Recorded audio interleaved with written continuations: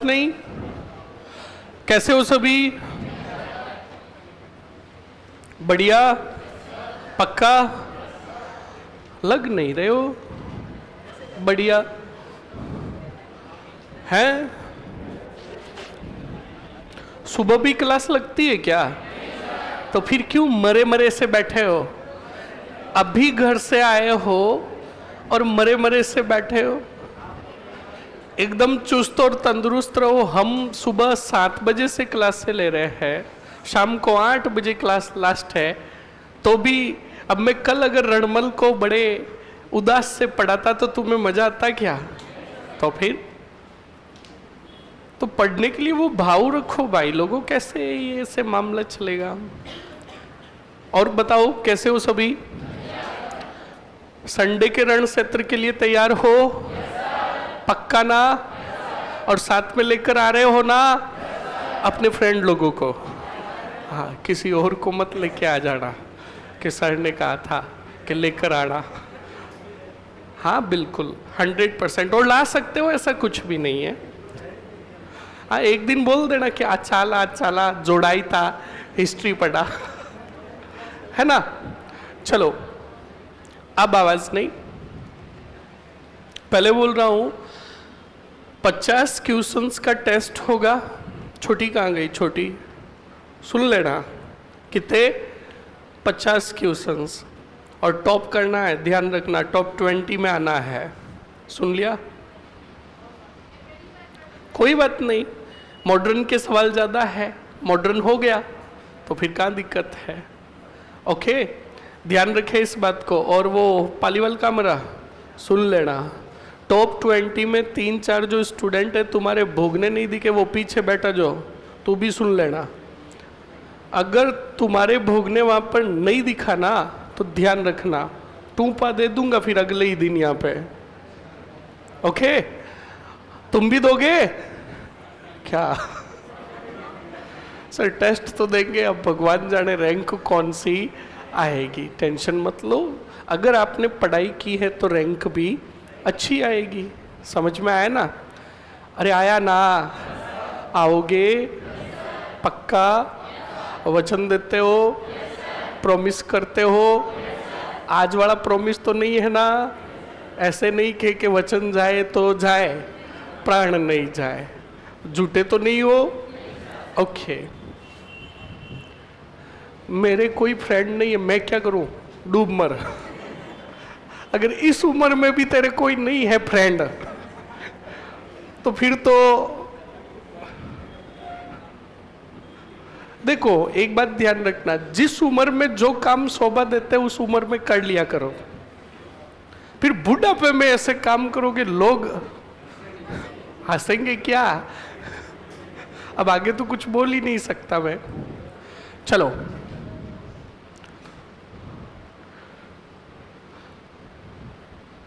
चलो, ऑनलाइन वाले स्टूडेंट्स आ रहे हो? ये नजदीकी जो होंगे वो आएंगे, बिल्कुल आएंगे। चलो लास्ट पॉइंट बताओ जल्दी से, क्या पढ़ा? विजय स्तंभ के आगे कुछ समझाया था ना मैंने? सुन लो, रजिस्ट्रेशन जिनका हो जाए वो तो रजिस्ट्रेशन कर देना, और जिनका रजिस्ट्रेशन नहीं हो वो अपना आधार कार्ड, क्या सॉरी बोर्ड थोड़ी देना है, वो कौन सा ये कार्ड बोलते रहे, आईडी कार्ड ही है। हाँ, तुम्हारा आइडेंटिटी कार्ड उत्कर्ष वाला जरूर लेकर आना। ओके, अरे कंप्लीट ना? हाँ, और 7 अप्रैल ने मन भारी मतों वोट देर विजयी बनाई जो। ओके चलो,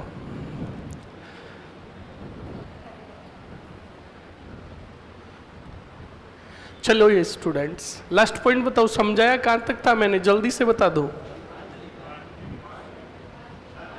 भारमली, भारमली तो कल बता दिया था ना। अरे एक बता दो कोई। कुंभा को चुंडा को मेवाड़ बुलाया, यही बताया था। यार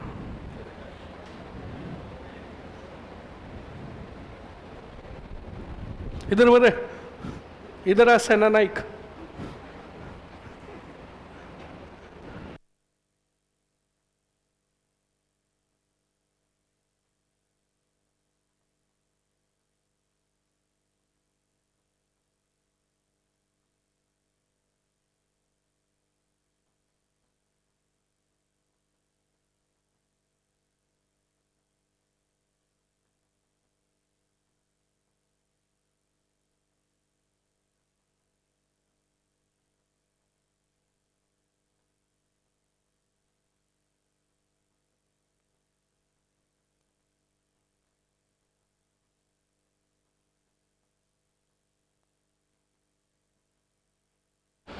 चलिए,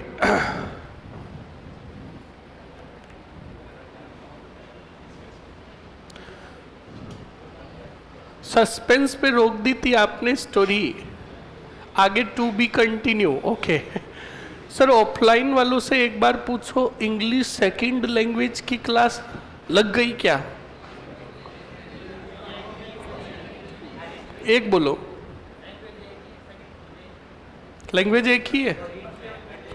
फर्स्ट लेवल में भाई कह रहा लैंग्वेज एक ही है, इंग्लिश है ही नहीं। और वैसे भी इंग्लिश हम राजस्थानियों के बस की बात नहीं है। चलो सर, क्वेश्चंस हमें भी पीडीएफ में भेज देना प्लीज। नो, क्वेश्चंस तो कहाँ मिलेंगे आपको? वहीं रण क्षेत्र में मिलेंगे। अब देखते हैं उन क्वेश्चंसों का कौन कितना गला घोटता है या किसका गला घुटता है। समझ में आया ना? चलिए अब स्टूडेंट क्लास स्टार्ट करते हैं। सुनो और समझो अच्छे से क्या होगा और क्या नहीं होगा। स्टूडेंट, इसको हटा दो। मैंने आपको बताया था कि चुंडा को, किसको? चुंडा को वापस बुलाया गया, और चुंडा जब वापस आया तो चुंडा और महपा पवार ने मिलकर और कुंभा से मिलकर पूरी बात जानी। और फिर चुंडा ने बुलाया किसको? भारमली को। भारमली से भी वास्तविकता जानी। तो भारमली को यह भी पूछा गया कि भारमली ये कोई षड्यंत्र तो नहीं है रणमल राठौड़ के साथ मिलकर। तब भारमली ने बहुत अच्छी बात कही थी कि मेवाड़ पर जब संकट के बादल मंडराते हैं तो यहाँ पर क्षत्रियों ने तो अपना बलिदान दिया ही दिया। हर एक क्षत्राणी और हर एक महिला अपने साम्राज्य को बचाने के लिए बलिदान दे सकती है। ठीक उसी प्रकार मेरे लिए मेरा साम्राज्य सर्वोपरि है। मैं ऐसे प्रेम को त्यागती हूँ जो प्रेम मेरे साम्राज्य के लिए कलंकित बन जाए। समझ में आया कि नहीं आया? तो ये एक त्याग और बलिदान था किसका? भारमली का। ये भी ध्यान रखें। तो बिल्कुल चुंडा ने कहा कि भारमली आप जाओ, अब हम षड्यंत्र रचते। तब भारमली ने ही कहा था कि रणमल वो योद्धा नहीं जिसको रण क्षेत्र में सीधा मारा जा सके। रणमल राठौड़ को मारने के लिए तुम्हें योजना बनाने की जरूरत नहीं है। मैं जैसे कहूं वैसे करो। तो क्या करना है? तो भारमली ने महपा पवार को कहा 1500 रुपए मेरे फोन पे करो। कितने रुपए? बोलो। 1500 रुपए फोन पे करो। तो महपा पवार ने कहा कि क्यों? तो कहा हर बात का जवाब नहीं होता। तो चुंडा जी ने महपा को कहा 1500 नहीं 10,000 करो। अब 10,000 फोन पे हुए। जल्दी से बताओ किसके? भारमली। ये तुम्हें समझाने के लिए बता रहा हूँ, वरना पहले ऐसा कुछ भी नहीं था, ताकि आपको अच्छे से समझ में आ जाए। तो सुनो और समझो। तो स्टूडेंट बिल्कुल फोन पे हुए। अब आपको पता है भारमली 15,000 10,000 रुपए लेकर कहाँ गई? सौंदर्य प्रसाधन केंद्र। कहाँ गई? हाँ, सौंदर्य प्रसाधन केंद्र, जिसको आज इंग्लिश में तुम कहते हो हाँ ब्यूटी पार्लर, जहाँ पर भोली भाली जिंदगियों के साथ खिलवाड़ किया जाता है। इस बात को ध्यान रखना।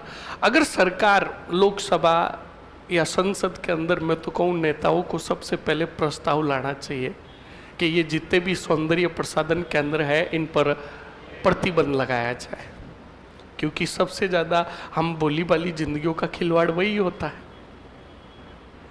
वहाँ पर जंग रोधक दीवारों को भी बिल्कुल एकदम हाँ सही है। वो बात वो है कि एक बंदे की शादी हो रही थी, और जब शादी हो रही थी स्टेज पर चढ़ा हुआ था तो अपनी मोहतरमा को देखकर बड़ा मंद मंद मुस्कुरा रहा था, बड़ा खुश था। और सुबह जब उठा तो रो रहा था। तो उसे पूछा गया क्या हुआ? कि शाम जब देखा तो लग रही थी नूर की तरह। शाम जब देखा तो लग रही थी, सुबह जब देखा तो वही लग रही थी हूर की तरह। समझ में आया ना? तो ये डिपार्टमेंट बड़े खतरनाक होते हैं। तो छोरो, मैं भी तुम्हें यही कहूँगा कि शादी करनी है तो आप गर्मियों में करो, ऐसे इन दिनों में हाय गर्मी, इन दिनों में इन डिपार्टमेंट का वर्चस्व थोड़ा कम हो जाता। क्यों? रीजन सुनो। शादी के पहले जाते हैं और फिर आते हैं तो आधी तो एक गर्मी, और उसके बाद चौरियों के अंदर वो धुआं, डबल गर्मी। और डबल गर्मी के दौरान क्या पता तुम्हारी किस्मत तेज और तुम्हें वास्तविकता से पता चल जाए। गर्मी होगी तो रुमाल लेंगे और रुमाल लेकर यूं रगड़ेंगे तो तुम्हें वास्तविकता पता चल जाएगी, और क्या पता तुम्हारी जिंदगी बच जाए। समझ में आया ना? तो सुनो और समझो। सुनो, बारमली सौंदर्य प्रसाधन केंद्र गई, बढ़िया अच्छे से तैयार हुई और तैयार होकर मैसेज भेजा रणमल राठौड़ को, आज शाम को हम आपका इंतजार करेंगे। कितने बजे? नहीं, 7:30 बजे। हर बार क्या 8 बजे? अपना टाइम क्यों बता रहे हो? कितने बजे? 7:30 बजे। तो बिल्कुल स्टूडेंट। अब भारमली ने बुलाया आपने, ये पूरा क्या है? एक षड्यंत्र। यही तो बात है, सुनते रहो। अब भारमली ने बिल्कुल स्टूडेंट रणमल राठौड़ को अपने घर पर मिलने के लिए बुलाया। रणमल राठौड़ 7 बजे ही पहुंच गए, 7:30 होने ही नहीं दी। 7 बजे ही पहुंच गए, और 7 बजे पहुंचे, आए घर के बाहर और क्या खटखटाने लगे? बोलो। दरवाजा खटखटाने लगे, तब अंदर से आवाज आई, कुंडी न खड़काओ राजा, सीधे अंदर आओ राजा। समझ में आया ना? तो बिल्कुल रणमल राठौड़ गए, क्या खोला? दरवाजा खोला। दरवाजा खोला तो आगे वो भारमली कहाँ जाकर आई थी बताओ? हाँ, तो वो पता नहीं यूं यूं कैसे खड़े थे। रणमल ने देखा तो कहा अच्छा। हाँ, रणमल ने देखा तो बिल्कुल भारमली बड़ी सौंदर्यवान थी। तो वो रणमल जी ने कहा अच्छा, आज हमें मिलने के लिए बुलाया। तो भारमली ने कहा बिल्कुल बैठिए। और भारमली ने रणमल राठौड़ के लिए शराब का एक पैक बनाया, और उसी शराब के अंदर मौका देखकर क्या मिला दिया? जहर मिला दिया। क्या मिला दिया? और पिलाया किसको? रणमल को। अब आपको पता है स्टूडेंट, एक तो ऊपर से नशा, और नशे के अंदर और क्या? जहर। तो जहर तो शरीर में जाते ही असर करेगा कि नहीं करेगा? अब असर करने लगा तो रणमल राठौड़ को चक्कर आने लगी। क्या आने लगी? चक्कर आने लगी। तो रणमल राठौड़ वहीं पर एक खटिया पड़ी थी, चारपाई पड़ी थी, उस चारपाई पर जाकर चक्कर आ रही थी, तो वो जाकर लेट गए। लेट गए तो भारमली ने मौका देखकर रणमल का जो शापा था, क्या था? उस शापे से रणमल राठौड़ के दोनों हाथ बांध दिए। क्या बांध दिए? और दौड़कर बाहर गई। बाहर खड़े थे महपा, पंवार और चूंडा और उनके सैनिक। आए और सीधा कक्ष में आए तो ज्यों ही, अब देखना रणमल की ताकत। रणमल को देखो, एक तो नशा हो रखा और एक ऊपर से शराब, और दूसरी तरफ से जहर भी असर कर रहा। पर जब दरवाजा खुला और भीतर सैनिक आए तो रणमल राठौड़ उस चारपाई सहित खड़ा हो गया, और उसी चारपाई से उन सैनिकों को मारने लगा, तलवार लेकर लड़ने लगा। पर वो जहर जो था शरीर में असर करता जा रहा था, अगले सैनिक हावी हो गए, और रणमल राठौड़ वहीं पर 1438 में मारे गए। बोलो, समझ में आया कि नहीं आया? अब सुनो, जब रणमल राठौड़ मर रहे थे तब वहां पर खड़ा था कौन? महपा पंवार। महपा पंवार, महपा पंवार बड़ा मुस्कुरा रहा था। तब रणमल राठौड़ ने कहा कि महपा, उस दिन पहाड़ियों से तू औरत के कपड़े पहनकर भाग गया, वरना आज मुझे ये दिन देखना नहीं पड़ता। महपा पंवार ने कहा गलत, रणमल गलत, तुम्हें वास्तविकता पता है ही नहीं। तो रणमल ने कहा कैसी वास्तविकता? कहा कि मैं एक स्त्री के आड़ में मैंने अपनी तो जान बचा ली और एक स्त्री के आड़ में ही मैंने तेरे प्राण ले लिए। पारमली के आड़ में, समझ में आया ना? और एक उस स्त्री के आड़ में अपने प्राण बचाए कि नहीं बचाए? तो रणमल ने कहा समझा नहीं। कहा जिस दिन तू पहाड़ी क्षेत्र में आया था भीलों को अपनी तरफ मिलाकर और दरवाजे के कक्ष पर दरवाजा खटखटा रहा था, तब रणमल ने कहा तभी तो कह रहा हूं तू पहले ही भाग गया। कहा नहीं रणमल नहीं, मैं उस समय उसी कक्ष में था और तूने उस महिला की बात का भरोसा कर लिया। मैं उसी महिला की आड़ में बच गया और आज वापस उसी महिला की, दूसरी महिला की आड़ में मैंने तुझे मरवा दिया।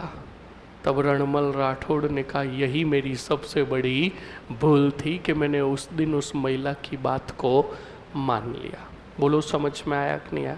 अब सुनो और समझो।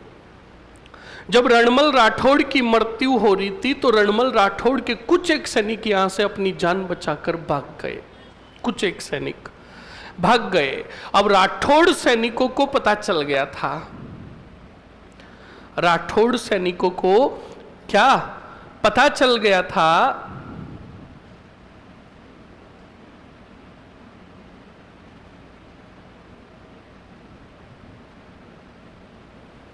अब सुनो और समझो अच्छे से क्या होता है क्या नहीं होता है। तो स्टूडेंट, बिल्कुल पता चल गया राठौड़ों को कि रणमल तो मारे ही गए हैं। और उस समय रणमल का पुत्र आया हुआ था कहाँ? मेवाड़।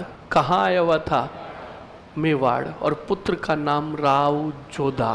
कौन था? अब राव जोधा महलों में थे। राठौड़ों को पता था कि रणमल मारे जाने वाले, पर हमें कुंवर जोधा को यहाँ से बचाकर मारवाड़ लेकर जाना है, वरना मेवाड़ी सेना इनको भी मौत के घाट उतार देगी। तो सुनो और समझो आगे क्या होता है क्या नहीं होता। अब राठौड़ सैनिकों ने कहा कि यहां से हम महल पहुंचेंगे तो महल जाएंगे तब तक देरी हो जाएगी। तो कहा कुंवर तक संदेश कैसे भेजे? तो आपको पता है, आप आज जोधपुर के अंदर रह रहे हो तो रात्रि के समय आपने देखा होगा कि रात्रि के समय आप अपने हॉस्टल में या रूम में रहते हो तो रात को 1-2 बजे पीपाड़ी की आवाज आती है, लकड़ी की आवाज आती है ना? हाँ, वो कौन है? वो पहरेदार है, सिक्योरिटी है जो पहरा लगाते हैं। सही एक नहीं है? डरना मत कभी भी। वो पीपाड़ी बोले जोर से लट बोले, डरना मत। वो क्या लगाता है? पहरा लगाते हैं। तो सुनो और समझो। ऐसे ही पहले राजा महाराजाओं के समय पहरा लगाया जाता था और वो जो पहरा लगाते थे वो जोर से रात को बोला करते थे जागते रहो, जागते रहो। तो उसे डाम कहा जाता था। क्या कहा जाता था? तो राठौड़ सरदारों को एक डाम मिला तो उस डाम को कहा गया, कहा कि डाम तू पहाड़ी पर चढ़ और महलों की तरफ जोर से आवाज लगा और कुंवर जोधा को संदेश दे कि उसके पिता रणमल राठौड़ मारे गए हैं या मरने वाले हैं और तू जल्दी से यहाँ से भागकर कहाँ चला जा? मारवाड़ चला जा। तो याद रखिएगा स्टूडेंट, बिल्कुल उस डाम को कहा तो डाम ने पहाड़ी पर चढ़कर महलों की तरफ मुंह करके जोर से चिल्लाया कि जोधा भाग सके तो भाग। क्या कहा? जोर से बोलो। थारो रणमल मारियो जाए। क्या कहा? तो जब ये संदेश बिल्कुल महलों की तरफ जोर जोर से बोला तो महल में जो राठौड़ थे उनको बात पता चली। उन्होंने जाकर कुंवर जोधा को कहा तो कुंवर जोधा यहाँ से 200 सैनिक लेकर 9-2-11 पर पीछे पीछे भागे। कौन? चुंडा। कौन? चुंडा मारवाड़ के मंडोर आए। किसके पीछे? जोधा के पीछे। और मंडोर की चारों तरफ से घेराबंदी की तो जोधा की स्थिति बड़ी नाजुक हुई। जोधा मंडोर छोड़कर यहाँ से 9-2-11 बीकानेर चले गए, काहुनी गांव में। कौन से गांव में? बोलो। और मंडोर पर अधिकार हो गया किसका? चुंडा का। किसका? बोलो।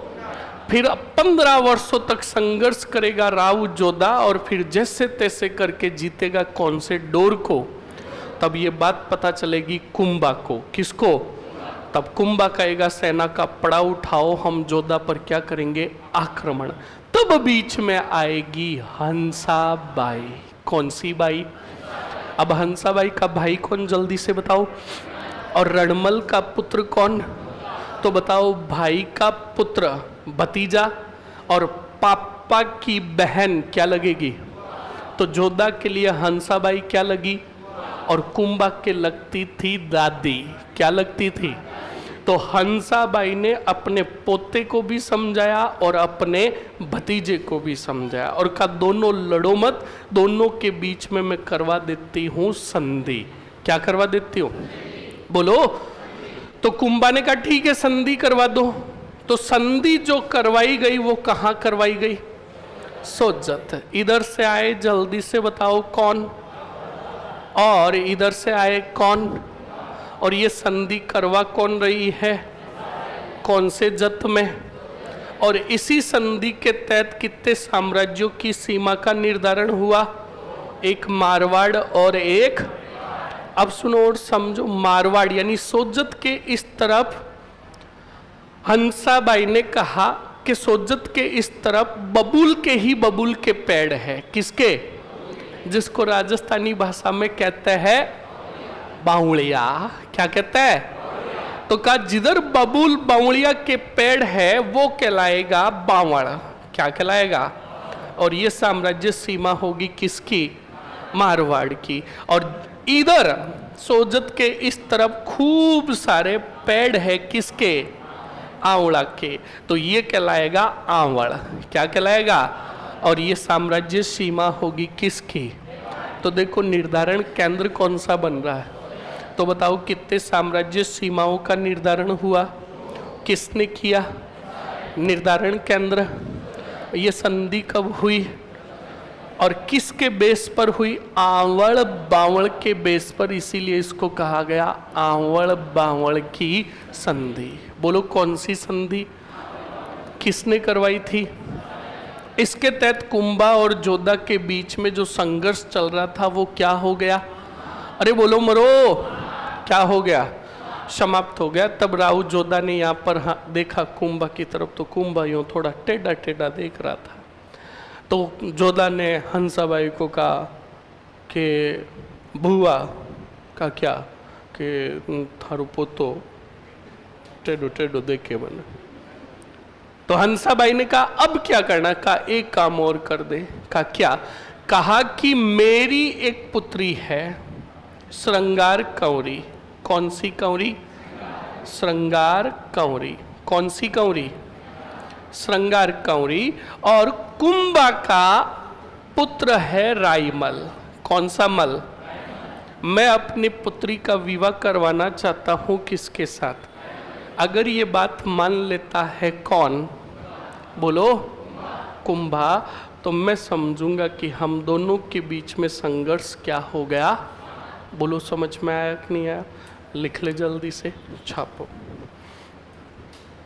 हेडिंग डालो नंबर 3 और नंबर 3 में लिखो, नंबर 3 में लिखो रणमल राठौड़ की प्रेमिका का नाम।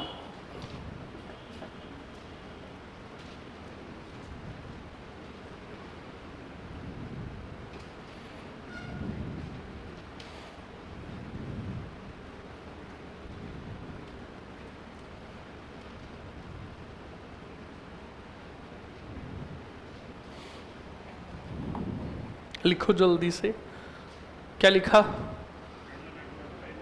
रणमल राठौड़ की प्रेमिका का नाम क्या था? हाँ तो लिखो, छोरो सही लिखना, कहीं अपनी प्रेमिका का मत ठोक देना। हाँ रणमल राठौड़ की पूछ रहा है ये। लिखो रणमल राठौड़ की प्रेमिका का नाम कौन सी मली था? हाँ भारमली था। लिख लिया? ओके। लिखो कुंभा के कहने पर, कुंभा के कहने पर भारमली ने कुंभा के कहने पर भारमली ने 1438 में 1438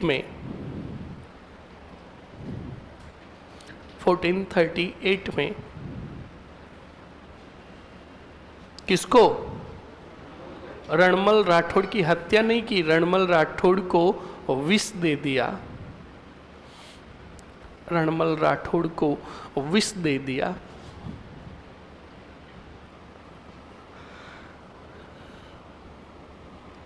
इस कारण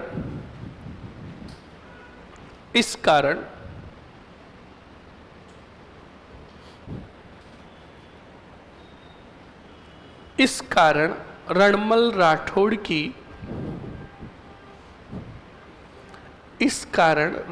राठौड़ की मृत्यु हुई।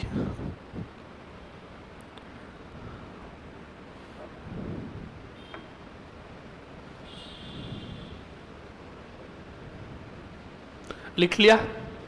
लिखो, रणमल की मृत्यु के समय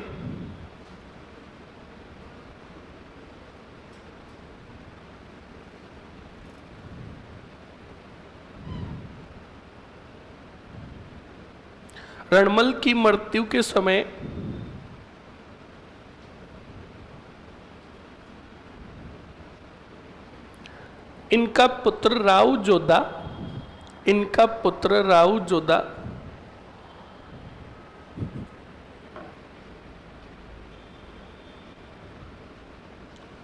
कहाँ था?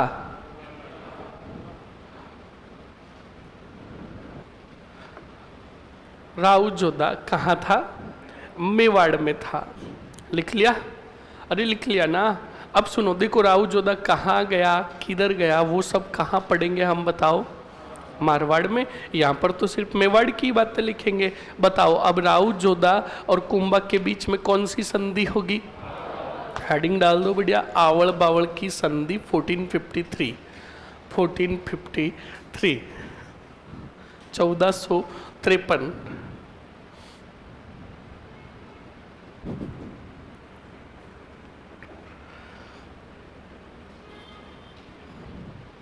1453 लिख लिया स्टूडेंट? अब लिखो, पहले ये बताओ ये संधि किसने करवाई, किन किन के मध्य करवाई? तो लिखो पहला ही पॉइंट, यह संधि हंसाबाई ने नयन वहां क्या कर रहा है? चैट कर रहा है। तो ये ठीकरा हाथ में क्यों है कि वीडियो कॉल करके बता रहा है कि देख ले बाप सोगन पढ़ू हूं, या प्रताड़ित है? क्या पता आगे से कह रहे होंगे नहीं बताओ कहां हो, भरोसा नहीं है। आगे मर। हाँ ये देख बेटे ने काट दिया। अब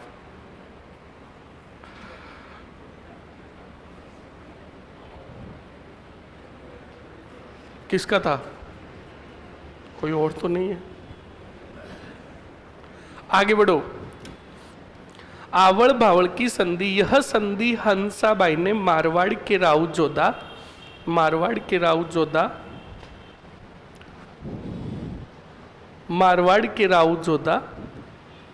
व मेवाड़ के राणा कुंभा के मध्य करवाई। मेवाड़ के राणा कुंभा के मध्य करवाई।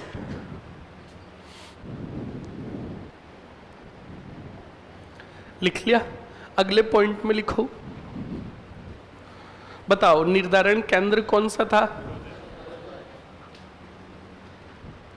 लिखो निर्धारण बिंदु या निर्धारण केंद्र लिख दो। निर्धारण केंद्र सोजत।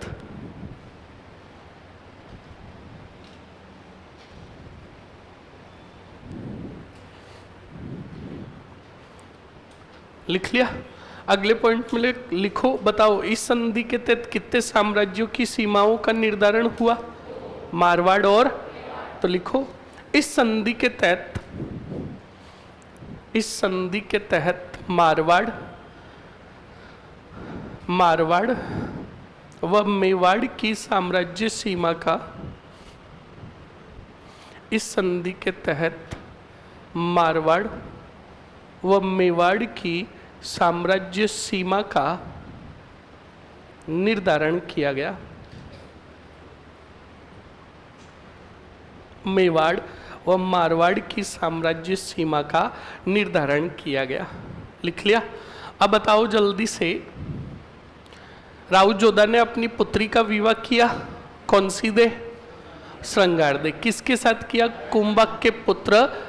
तो लिखो, इस संधि के तहत, इस संधि के तहत कुंभक के पुत्र राईमल ने, इस संधि के तहत कुंभक के पुत्र राईमल ने राईमल के साथ, राईमल के साथ राउ जोधा ने अपनी पुत्री, राउ जोधा ने अपनी पुत्री कौन सी दे? श्रृंगार दे का विवाह किया।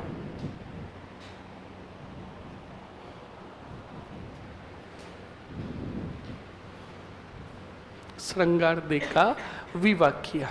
लिख लिया? अरे लिख लिया ना। ओके, ये हो गया स्टूडेंट आपके कौन सी संधि? आवड़ बावड़ की संधि। कितनी समस्याओं का समाधान हो गया?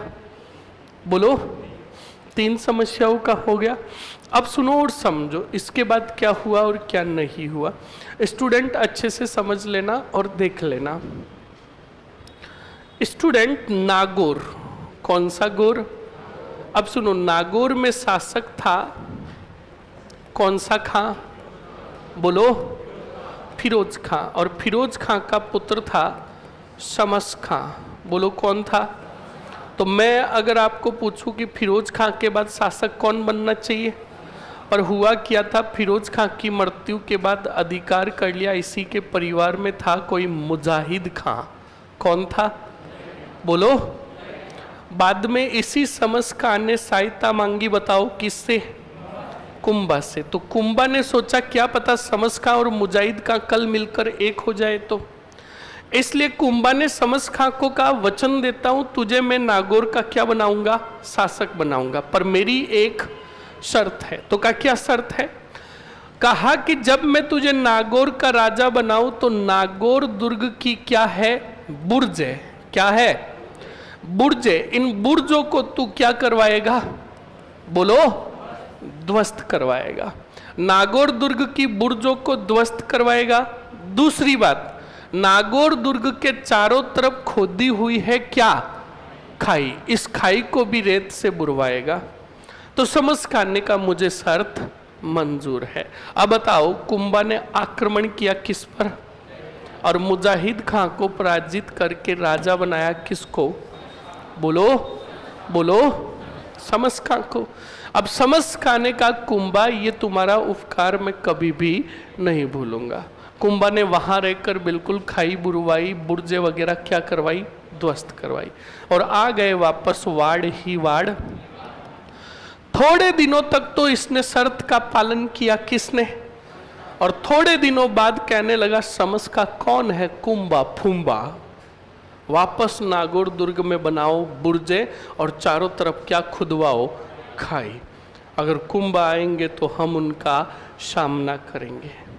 तो सुनो, जब शर्त का उल्लंघन किया किसने? तो सेना लेकर रवाना हुए कौन? तो ये बात पता चली किसको? तो शमस खां ने संदेश भेजा रात ही रात। गुजरात में शासक था, बताओ कौन? कुतुबुद्दीन शाह। कौन था? अरे बोलो, कुतुबुद्दीन शाह था। कुतुबुद्दीन शाह को संदेश भेजा कि कुतुबुद्दीन शाह हमें तुम्हारी सैनिक सहायता चाहिए। कुतुबुद्दीन शाह ने कहा हम तुम्हारी सैनिक सहायता क्यों करें, आप हमारे लगते क्या हो। अब शमस खां की स्थिति बड़ी नाजुक हो गई। शमस खां ने कुतुबुद्दीन शाह को कहा हमारी एक अति सुंदर पुत्री है, उस पुत्री का विवाह आपके साथ तय करते हैं। तो कुतुबुद्दीन शाह ने कहा धोख दो, अब आप हमारे ससुर जी हो, हम आपको सहायता है तो कितने सेनानायक भेज रहे हैं? 2, और साथ में विशाल सेना भेज रहे हैं। तो अब बताओ, गुजरात की सेना आई किसकी सहायता है तो इधर से सेना लेकर गए कौन, और दे धमादम फोड़ा किसको, और दे धमादम फोड़ा किसकी सेना को? अनलिमिटेड दोनों की संयुक्त सेना के क्या पड़े? जूते। अब नाराज हो गए कुंभा, किससे? नागौर से। गुस्सा आया कुंभा को, और कुंभा ने जो जो बुर्जों का निर्माण करवाया समस्का ने, उन सबको ध्वस्त करवाया। रेत जो खाई जो थी उसको वापस रेत से बुरवाया, बंद, मतलब रेत डलवा दी। और उसके बाद कुंभा ने आदेश दिया कि हम संपूर्ण नागौर को चारागाह घोषित करते हैं, यहाँ चरेगी तो सिर्फ हमारी गाय। तो नागौर को गौशाला घोषित कर दिया किसने? हाँ, क्या कौन है नागौर के? हाथ खड़े करना, तो पूरे हाथ खड़े करो तो। हाँ, बहुत बढ़िया, गौशाला क्षेत्र से हो तो इस बात को ध्यान। तो इसमें क्या हो गया भाई? गौशाला क्या गलत है क्या? और आज याद करो, नागौर में गौशाला, भाई गायों के लिए ही नागौर तो जाना जाता है। वीर तेजा जी का स्थान खरनाल कहाँ है, और बोस कहाँ के है? सही है। एक बात से बंदा पूरे भारत लेवल तक फेमस हो गया, इन धको देर। समझ में आया ना? अरे आया ना? लिखो मरो जल्दी से। ओ, लिखो जल्दी से, आवाज नहीं। लिखो, नागौर के फिरोज खां की मृत्यु के बाद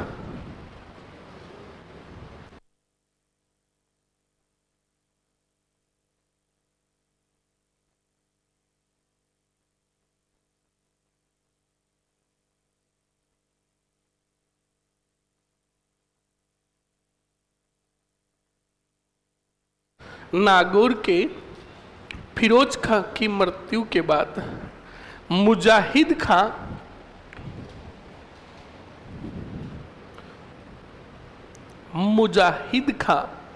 कौन सा खां? मुजाहिद खां ने नागौर पर अधिकार किया। मुजाहिद खां ने अधिकार किया।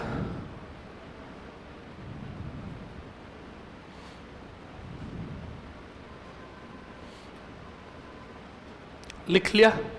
नेक्स्ट पॉइंट में लिखो स्टूडेंट, लिखो फिरोज खां के पुत्र समस खां ने, फिरोज खां के पुत्र समस खां ने किससे सहायता मांगी? कुंभा से सहायता मांगी। कुंभा से सहायता मांगी। कुंभा ने शर्त सहित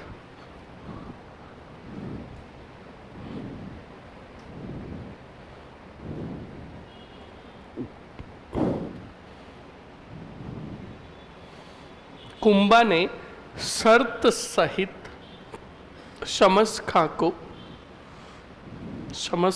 को नागौर का शासक बनाया।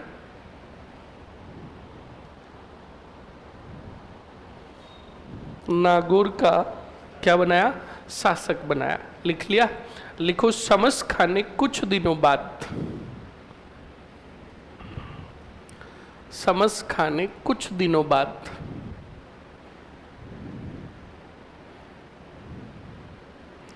शमस खां ने कुछ दिनों बाद इस शर्त का उल्लंघन किया।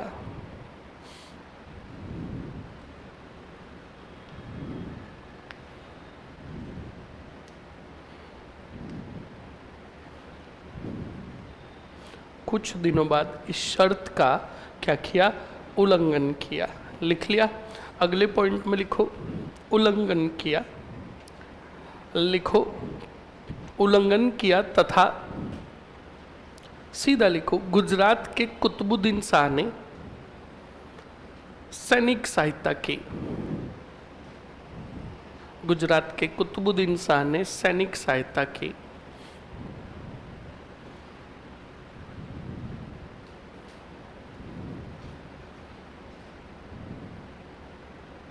लिख लिया। अगले पॉइंट में लिखो डबल स्टार और नोट लगाकर, कुंभा ने गुजरात व नागौर की संयुक्त सेना को, कुंभा ने गुजरात व नागौर की संयुक्त सेना को, संयुक्त सेना को क्या किया? पराजित किया।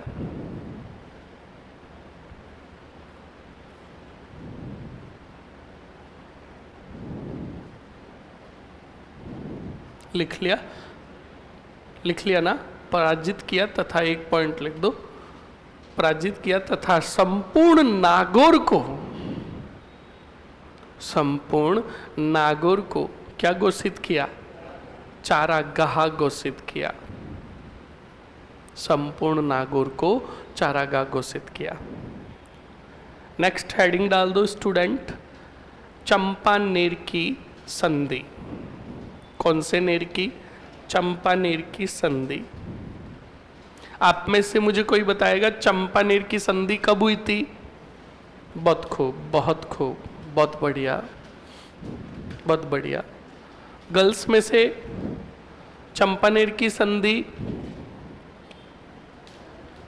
1456 किन किन के बीच में हुई? जूते पड़ेंगे, तुझे आ रहा है पर तूने सीधा मना कर दिया, नहीं पता? बहुत बढ़िया, बहुत ही बढ़िया। तुम दोनों अच्छे से, तू भी छोरी बढ़िया पढ़ाई कर रही है, और पढ़ाई कर, और टॉप लेवल की पढ़ाई कर, बिल्कुल सही है स्टूडेंट। एक बात कान खोल के सुन लेना, जो मेरी नज़रों में मुझे लगेगा कि भाई हाँ ये होशियार है, पढ़ाई कर रहा है, तो मैं बिल्कुल उनको हमेशा मोटिवेट करूँगा। और जो पिछले वाले पढ़ ही नहीं रहे, मर रहे, फिर मुझे कैसे पता चलेगा कि आपका लेवल बढ़ रहा है? समझ में आया कि नहीं आया? तो आप भी स्टूडेंट, जब भी सवाल पूछा जाए, अगर आपको आता है तो बिल्कुल हाथ खड़ा करो। समझ में आया कि नहीं आया? कौन बताएगा किन किन के बीच में संधि हुई है? 2 हाथ खड़े हैं। और कोई? बस पिछले वाले तो मस्त है, बता।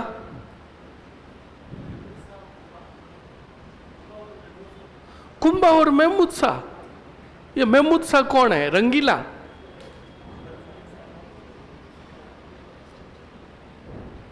बैठो। और कोई?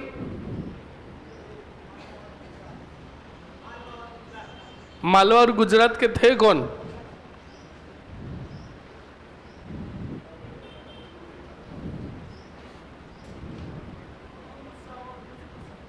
महमूद शाह। अब सही बोला है, महमूद खिलजी और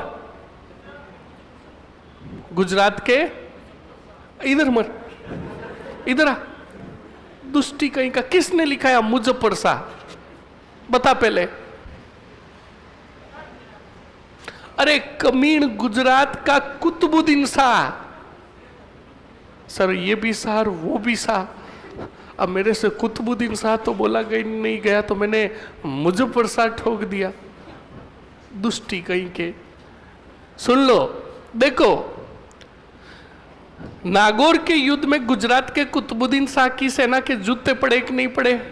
ये बात पता चली एक सेनानायक ताज खां को। किसको? ताज खां था मालवा के महमूद खिलजी प्रथम का सेनानायक। तो बिल्कुल ताज खां ने भरे दरबार में महमूद खिलजी प्रथम को, जो सारंगपुर के युद्ध में अनलिमिटेड फोड़ा कुंभा ने, फिर पकड़ कर भी लेकर गए, जेल खाने में डाला, स्वैग से स्वागत किया और फिर वापस छोड़ दिया।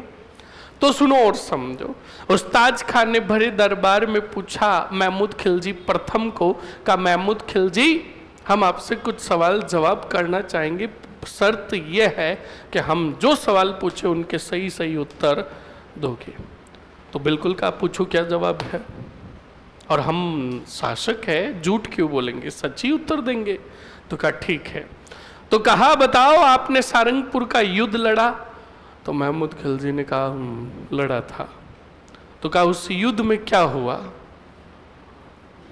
तो महमूद खिलजी ने कहा तू कहना क्या चाहता जब तुझे सब पता है तो कहा नो, जो पूछा जाए जवाब दो, उसके पीछे बहुत बड़ा रीजन है।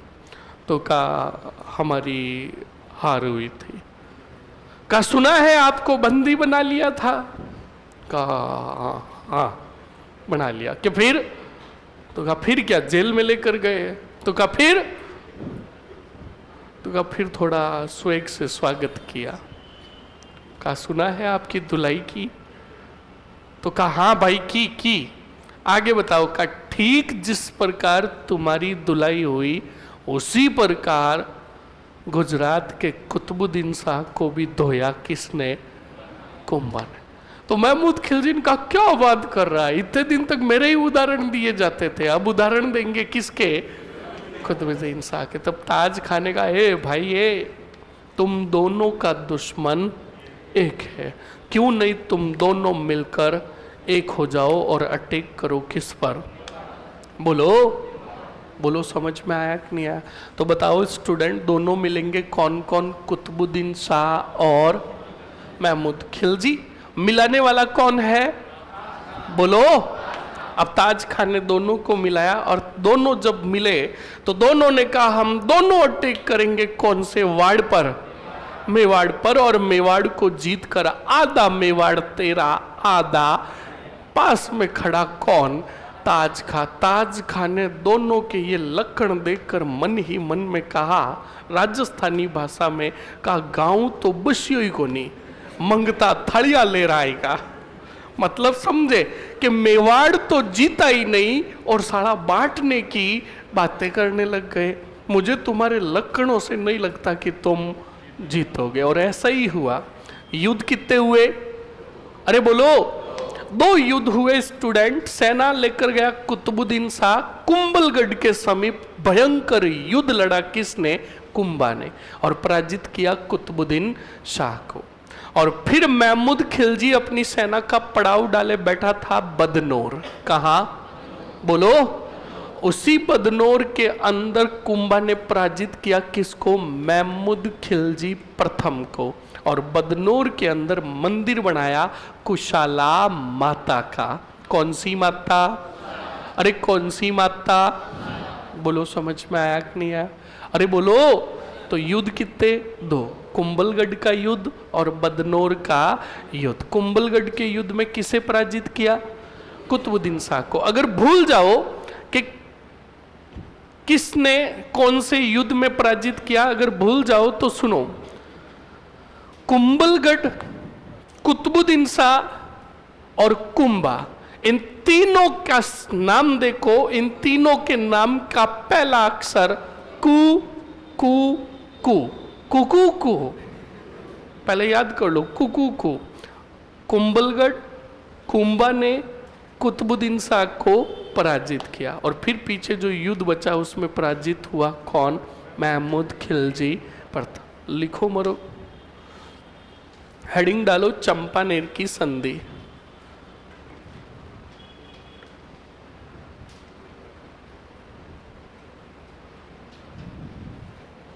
लिखो चंपानेर की संधि 1456।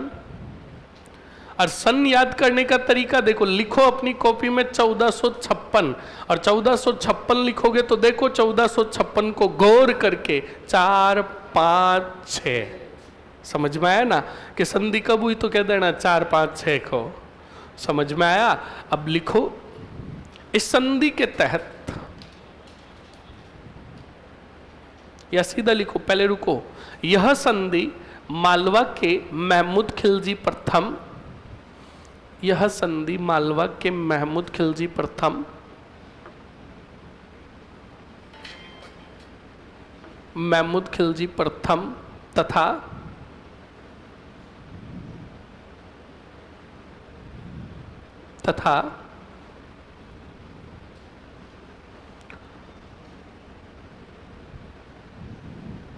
तथा गुजरात के कुतुबुद्दीन शाह, गुजरात के कुतुबुद्दीन शाह के मध्य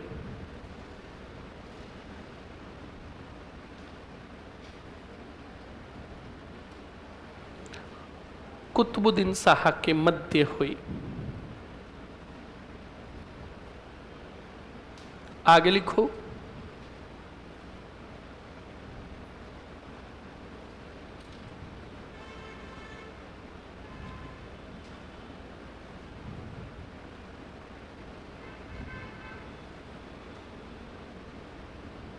लिख लिया?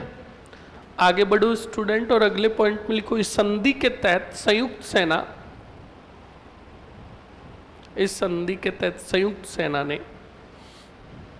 किस पर आक्रमण किया? मेवाड़ के राणा कुंभा पर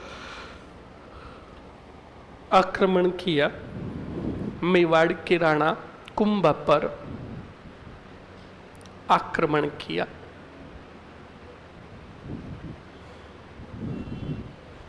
कुंभा पर आक्रमण किया। लिख लिया? अब लिखो जल्दी से आगे। आक्रमण किया, सीधा लिखो कुंभलगढ़ का युद्ध, कुंभलगढ़ का युद्ध, कुंभलगढ़ का युद्ध। बराबर करके लिख दो, कुंभलगढ़ युद्ध के आगे ही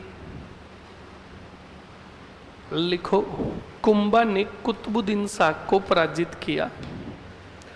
कुंभलगढ़ के युद्ध के आगे ही लिख दो, कुंभा ने कुतुबुद्दीन शाह को पराजित किया।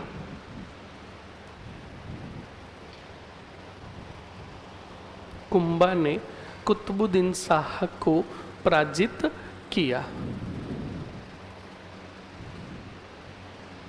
लिख दिया? आगे बढ़ो स्टूडेंट। आगे लिखो बदनौर का युद्ध, बदनौर का युद्ध। और बदनौर के युद्ध में लिख लो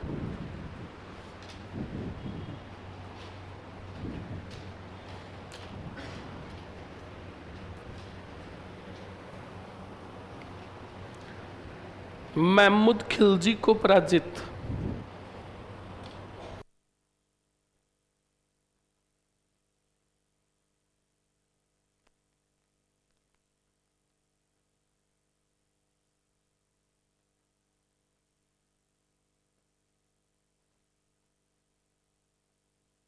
लिखो जल्दी से, लिखो कुंभा ने महमूद खिलजी को क्या किया? पराजित किया। लिख दिया? अब लिखो कुंभा ने इस विजय के उपलक्ष्य में, कुंभा ने इस विजय के उपलक्ष्य में, इस विजय के उपलक्ष्य में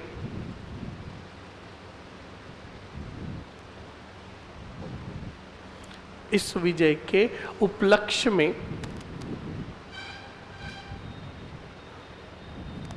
कौन सा मंदिर बनवाया? कुशाला माता का मंदिर बनवाया। कुशाला माता का मंदिर बनवाया। कौन सी शाला? कुशाला माता का मंदिर बनवाया। लिख लिया? अब लिखो, हेडिंग डालो, कुंभा का स्थापत्य कला में योगदान। ये तो हो गए इसके प्रशासनिक उपलब्धियां। अभी कुंभा ऐसे खत्म थोड़ी होगा, बहुत बड़े राजा थे। लिखो कुंभा का स्थापत्य कला में योगदान।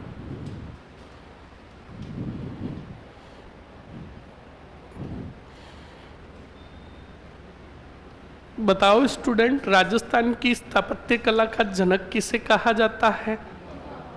बोलो। कुंभा ने 84 में से कितने दुर्ग बनवाए? बोलो। 32 दुर्ग बनाए। ये जानकारी कौन देता है? बोलो। श्यामल दास। कौन देता है? कौन से ग्रंथ में? तो पहला ही पॉइंट लिखो, श्यामल दास द्वारा रचित, श्यामल दास द्वारा रचित वीर विनोद ग्रंथ के अनुसार, श्यामल दास द्वारा रचित वीर विनोद ग्रंथ के अनुसार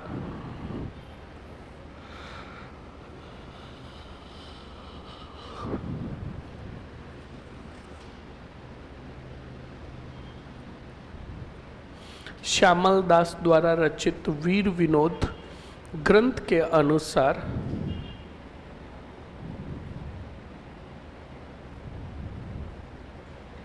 वीर विनोद ग्रंथ के अनुसार कुंभा ने 84 में से कितने 32 दुर्गों का निर्माण व पुनर्निर्माण करवाया, निर्माण व पुनर्निर्माण करवाया।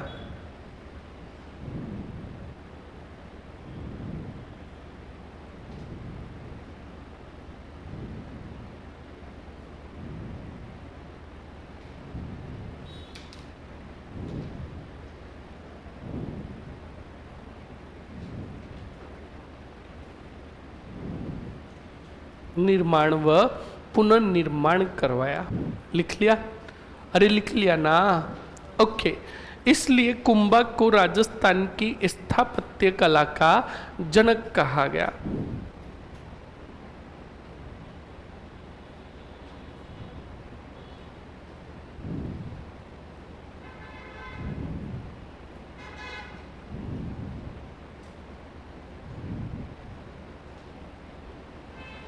इसलिए कुंभा को राजस्थान की स्थापत्य कला का क्या कहा गया? जनक कहा गया। लिख लिया? आगे बढ़ो स्टूडेंट।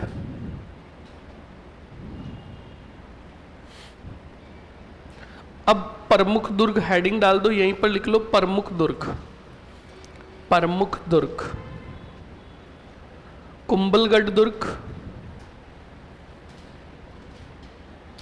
कुंभलगढ़ दुर्ग कहाँ है? लिख लो राजसमंद। उसके बाद आगे लिखो अचलगढ़ दुर्ग। अचलगढ़ दुर्ग कहाँ है? रोही ही रोही सिरोही। लिख लिया? आगे लिखो बसंतगढ़ दुर्ग कहाँ है? बिल्कुल, लिख लो सिरोही। और बैराठ दुर्ग कहाँ है? जयपुर। कहाँ है? जूते पड़ेंगे भीलवाड़ा। कौन सा वाड़ा? हाँ, बैराठ देखकर जयपुर मत चला जाना, जयपुर में बैराठ की पहाड़ियां हैं। बैराठ दुर्ग कहाँ? भीलवाड़ा। लिख लिया? अरे लिख लिया ना? ओके, नेक्स्ट हेडिंग डालो स्टूडेंट।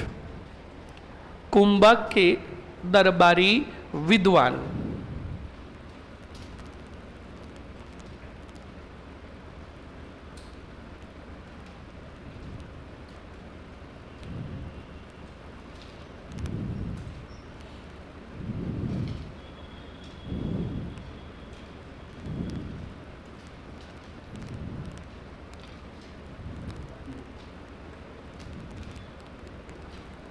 चलिए अब देख लीजिए स्टूडेंट, क्या होता है और क्या नहीं होता है, सुनना और समझना।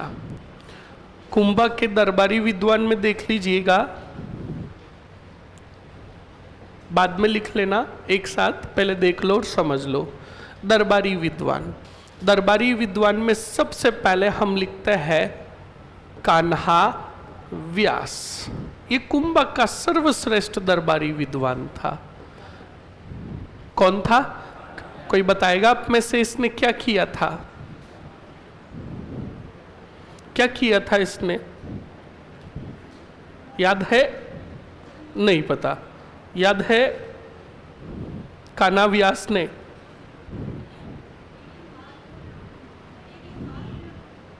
बहुत बढ़िया, बहुत ही बढ़िया। याद रखिएगा, कुंभा ने एक ग्रंथ की रचना प्रारंभ की। एक लिंग महात्म्य प्रारंभ किसने की? कुंभा ने। पर कुंभा पूरा नहीं कर पाया उस ग्रंथ को, तो जो शेष बचा ग्रंथ था वो दिया किसको? और कान्हा व्यास को कहा, कान्हा इस ग्रंथ को तुझे पूरा करना। कान्हा ने कहा नहीं, फोगट में काम हम नहीं करेंगे। तो वेतन देकर, क्या देकर? वेतन देकर कुंभा ने पूर्ण करवाया कान्हा व्यास से एक लिंग महात्म्य ग्रंथ। कंप्लीट ना? तो यहां पर पहले देख लो, बाद में लिख लेना। एक लिंग महात्म्य ग्रंथ को क्या किया? पूर्ण किया। कोष्ठक में लिख दोगे प्रारंभ किसने? कुंभा ने। ओके, अब सुनो नेक्स्ट। कान्हा व्यास के बाद बताओ कौन? शारंग व्यास। अब शारंग व्यास जो था कुंभा का कौन सा गुरु था? संगीत गुरु। कौन सा गुरु? ओके, उसके बाद शारंग व्यास के बाद लेते हैं मंडन। कौन था? तो मंडन कुंभा का कौन सा विद्वान? दरबारी विद्वान तथा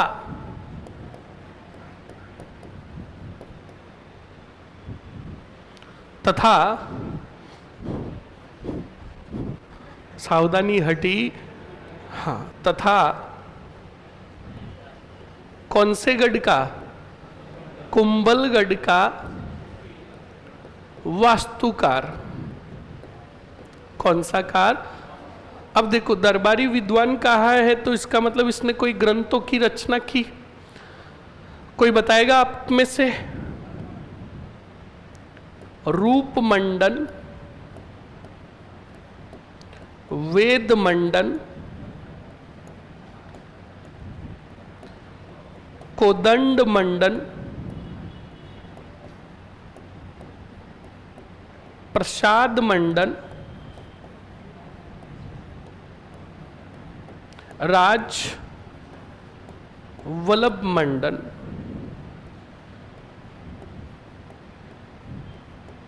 ओके, याद रखिएगा और सुन लीजिएगा। मंडन का पुत्र था गोविंद ही था ना? गोविंद ने भी कुछ ग्रंथों की रचना की थी। उदार धोरिणी, कौन सी धोरिणी? और द्वार दीपिका, द्वार पर खड़ी दीपिका। याद करने का तरीका, द्वार दीपिका। ये दो ग्रंथों की रचना की किसने? बोलो। ओके, उसके बाद सुनो, इनका दरबारी विद्वान आशानंद। कौन सा नंद? ये था पुराणों का वादन करता। कौन सा वादन करता? पुराणों का वादन करता। और इसी के वंशजों में हुए चक्रपाणी मिश्र। कौन से मिश्र? और ये चक्रपाणी मिश्र किसके समकालीन थे? प्रताप के समकालीन। ऐसे नहीं कि कुंभा के समकालीन ठोक दो। इनके वंशजों में हुए कौन? चक्रपाणी मिश्र, जो मैं प्रताप के समय तुम्हें वापस पूछूंगा। समझ में आया कि नहीं आया? ओके, उसके बाद तुम याद रखोगे जेता, पुंजा, नापा, पोमा। ये कोई पोए के प्रकार नहीं है, ये विजय स्तंभ के वास्तुकार है। कौन से स्तंभ के? विजय स्तंभ के वास्तुकार। ओके, अब मैं ऊपर लिख रहा हूं यहां पर। अब सुनो, अन्नी भट्ट या फिर अत्रि भट्ट, कौन था रे ये? कीर्ति स्तंभ प्रशस्ति, कीर्ति स्तंभ प्रशस्ति क्या की? प्रारंभ की। ओके, उसके बाद महेश भट्ट, कौन से भट्ट? कौन थे? इधर कौन बोला रहा? आलिया भट्ट के पिता कौन था? कौन सी? छोटी? क्या बात है छोटी, क्या आलिया भट्ट के पिता जूते पड़ेंगे उनकी बात, या कि वो कुंभा के दरबारी विद्वान थोड़ी, वो तो किसी और के ही विद्वान है। महेश भट्ट जो है, इन्होंने कीर्ति स्तंभ प्रशस्ति को, हाँ कीर्ति स्तंभ प्रशस्ति को पूर्ण किया। लिखो जल्दी से, फिर 2-3 विद्वान और जो है उनके बारे में भी लिखाएंगे आपको।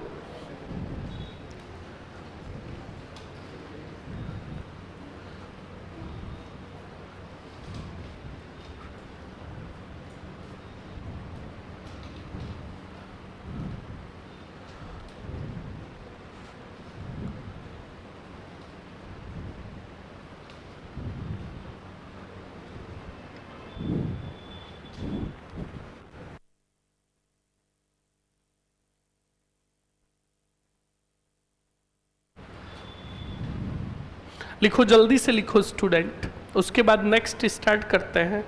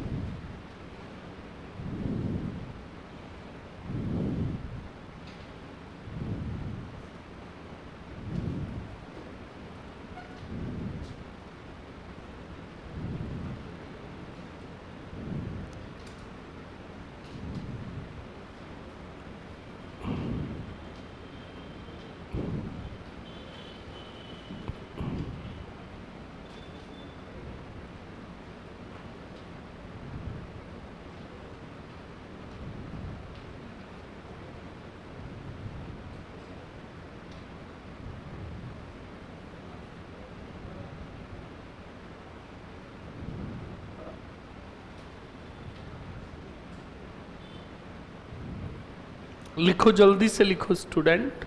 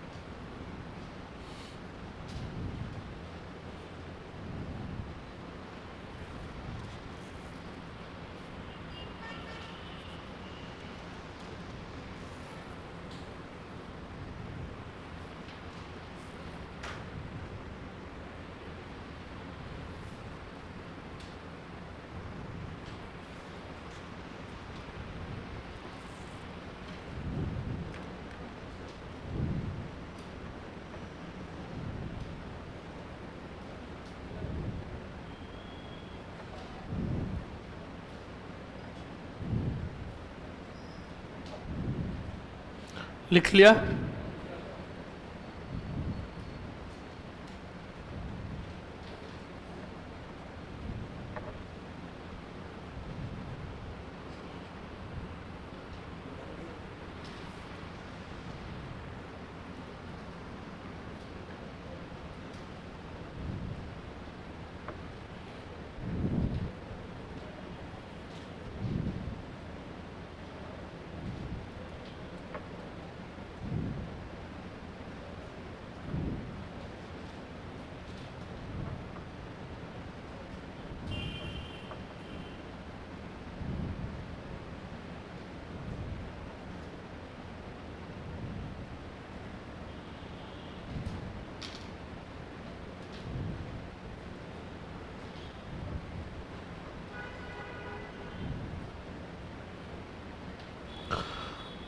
सर सबसे ऊपर क्या लिखा हुआ है? अन्नी भटिया अत्रिवट कीर्ति स्तंभ प्रशस्ति प्रारंभ की, और इस कीर्ति स्तंभ प्रशस्ति को पूर्ण जो किया था इनके पुत्र महेश भट्ट ने किया था।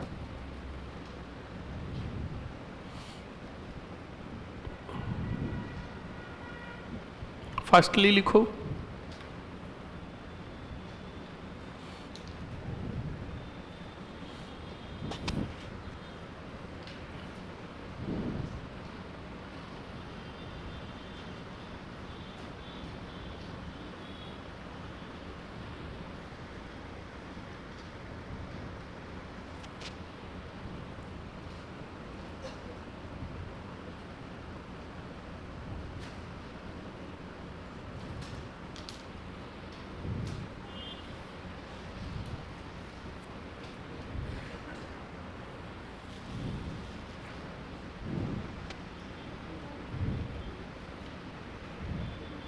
इधर आगे मर, आगे इधर आ, इधर आ।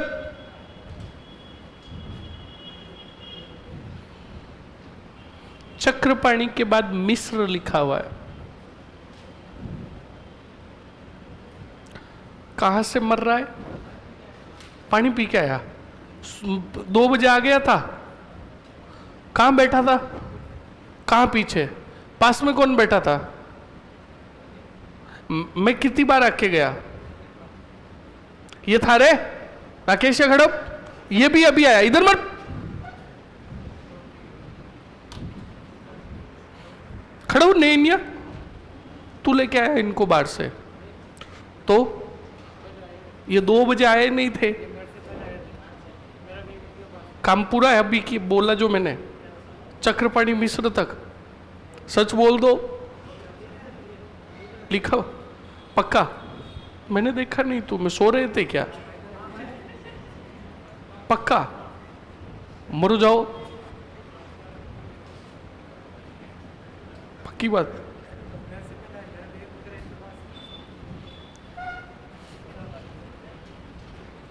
मैंने सोचा बेटे बाहर रहो तो फिर के अब आराम से आए हैं कि 15-20 मिनट क्लास जो बची है ले लेंगे, फिर वापस ब्रेक, 1 घंटा और फिर के आ जाएंगे, फिर वापस आ जाएंगे, फिर भी और ब्रेक। लिख लिया? अरे लिख लिया? ओके, अब 2-3 विद्वान और बचे हैं, लिख लो जल्दी से।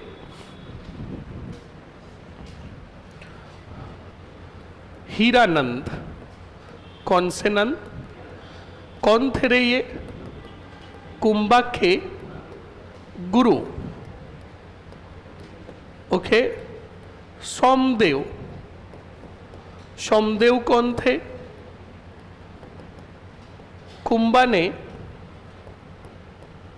इनको कवि राजा की, नहीं सॉरी, कविराज की क्या प्रदान की? उपाधि प्रदान की। रमाबाई को यहीं पर लिखा दूं?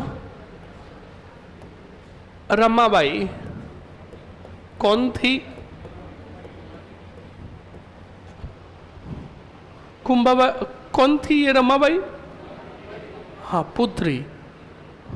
ध्यान रखें इस बात को, कुंभा की पुत्री।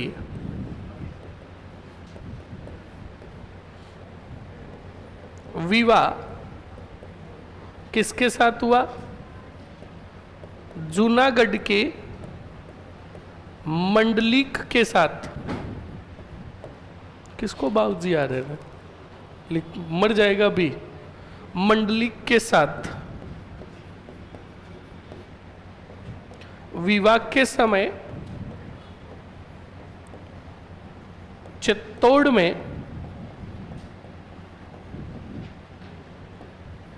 कौन सा महल, श्रृंगार चौरी महल बनाया गया?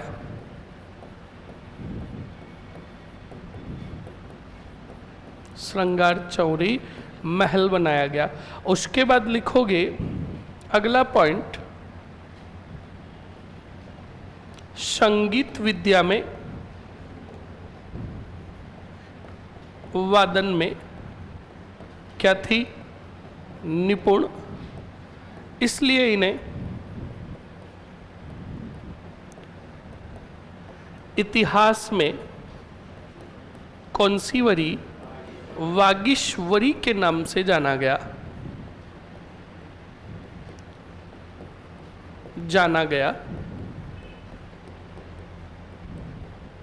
लिख लो जल्दी से।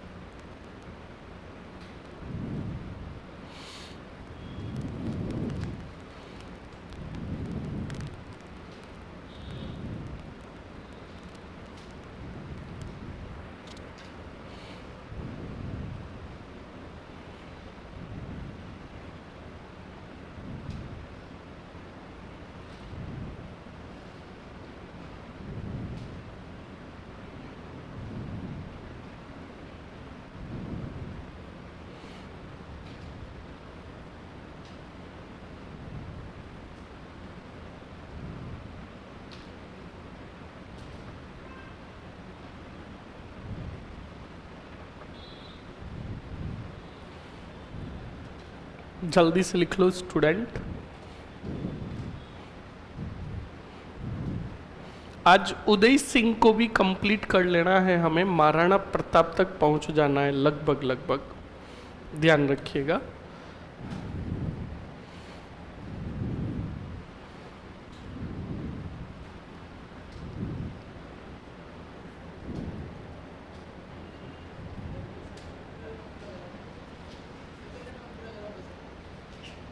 क्या हो जाएगा? 4 क्लासें आएगी तो बिल्कुल आपका 15 तारीख के पहले कोर्स हो जाएगा। हमारा साथ इतना ही लिखा हुआ था। ओके, इसलिए मैं बोल रहा हूँ स्टूडेंट, आप 10 दिन 15 दिन जो भी आपका बचा है रेगुलर आओ, ताकि चीज़ें और कंटेंट आपके पास पूरा रहे। और डाउट कोई भी है तो आप बिल्कुल पूछ ले कि सर ये डाउट है, आप थोड़ा बता दीजिए। और फिर कोर्स कंप्लीट हो जाएगा ना, आपका पूरा हो जाएगा। अब बाकी क्या क्या है?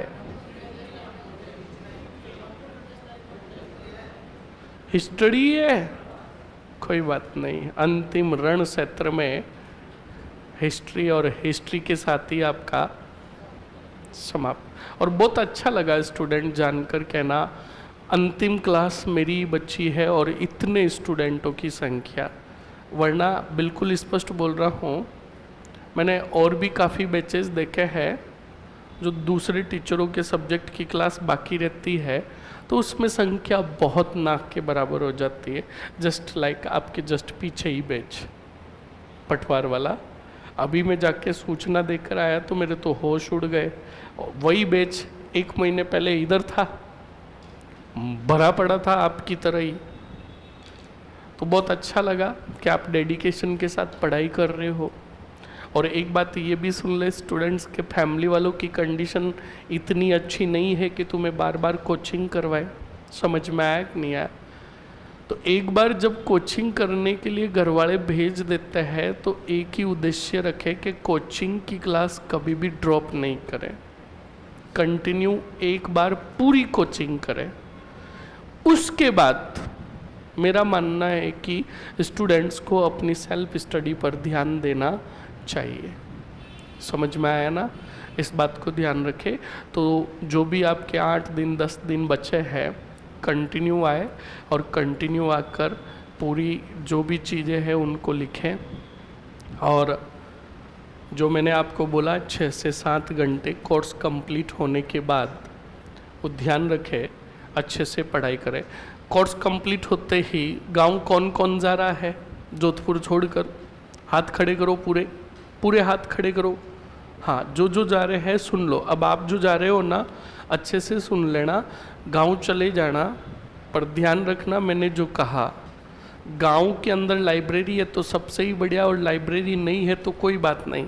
7, 8, 10 किलोमीटर दूर अगर नज़दीकी कोई शहर है जहाँ लाइब्रेरी है तो बिल्कुल लाइब्रेरी जाओ, 8 घंटे पढ़ाई करो कंटिन्यू रूप से। वैकेंसी का वेट नहीं करना। वैकेंसी चाहे 6 महीनों में आए, चाहे 3 महीनों में आए, चाहे कल आ जाए। और सरकार का कोई भरोसा नहीं, स्पष्ट कह रहा हूँ। वो 15 दिन में घोषणा कर दे और 2.5 महीने बाद आपका एग्ज़ाम, 3 महीने बाद एग्ज़ाम करवा दे, तो फिर छोरे एक ही बात कहेंगे जो तैयारी करने लगेंगे, हमें समय दे, परीक्षा को, तिथि को आगे बढ़ाए। तो यही तो कह रहा हूँ, ऐसी स्थिति में हमें नहीं आना है। एग्ज़ाम जब भी हो उसके पहले यही सोचना कि एग्ज़ाम होने से पहले और वैकेंसी आने के पहले क्या मैं एग्ज़ाम फाइट करने को तैयार हूँ। समझ में आया कि नहीं आया? ध्यान रखें इस बात को। ओके। और जो जोधपुर में रहेंगे, कौन कौन रहेंगे जोधपुर में? हाथ खड़े करना। मतलब कोर्स कंप्लीट होने के बाद भी जो जोधपुर में ही रहेंगे, तुम भी सुन लो, स्पष्ट कह रहा हूँ, सफलता हासिल करना चाहते हो तो कोर्स के बाद जितने कितने भी मित्र हैं इनसे संपर्क तोड़ देना। स्पष्ट कह रहा हूँ, स्पष्ट। क्योंकि जितने मित्र होंगे उतने ही तुम डिस्टर्ब रहोगे। कान खोल के सुन लेना। और तुम जो जोधपुर में रह रहे हो, ऐसी लाइब्रेरी ज्वाइन करना जहाँ पर आपका कोई जान पहचान का नहीं हो। रीजन सुनो, क्योंकि जान पहचान का रहेगा तो हम वहाँ पर भी घपड़ी ठोकेंगे, इशारा कर देंगे, पढ़ते पढ़ते और अला चाय पी के आते हैं। बिल्कुल फैक्ट है। वरना कोई भी जान पहचान का नहीं होगा तो वहाँ पर सिर्फ एक ही काम होगा, स्टडी। ध्यान रखना, मित्र लिमिट के रखो। स्पष्ट कह रहा हूँ, यही सफलता के मंत्र है। जिसके मित्र लिमिट के रहेंगे वो डिस्टर्ब कम रहेगा। वरना मित्र ज़्यादा रहेंगे, एक दिन में सपोज करो 15 मित्र है, उसके 5 मित्रों का फ़ोन आएगा, हर मित्र के पास जाएगा, तो बताओ हर एक मित्र से नहीं तो 3 मित्र से भी मिलेगा तो 2-2 घंटे देगा तो 6 घंटे तो ऐसे ही खराब। वरना मित्र कम रखो, मिलो तो शाम को मिलो, वही पढ़ाई करने के बाद आधा घंटा, पौन घंटा। यही सफलता के मूल मंत्र है।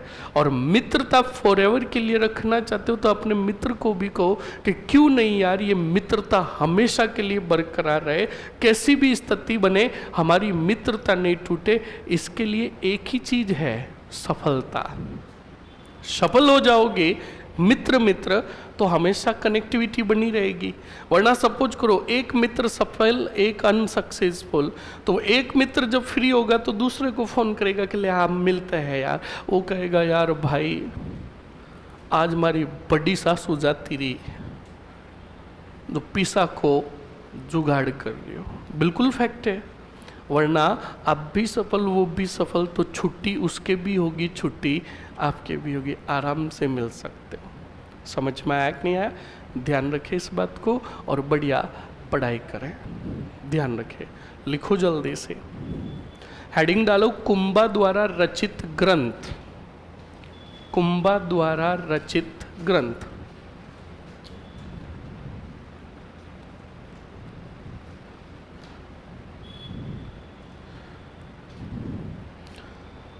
कुंभा द्वारा रचित ग्रंथ।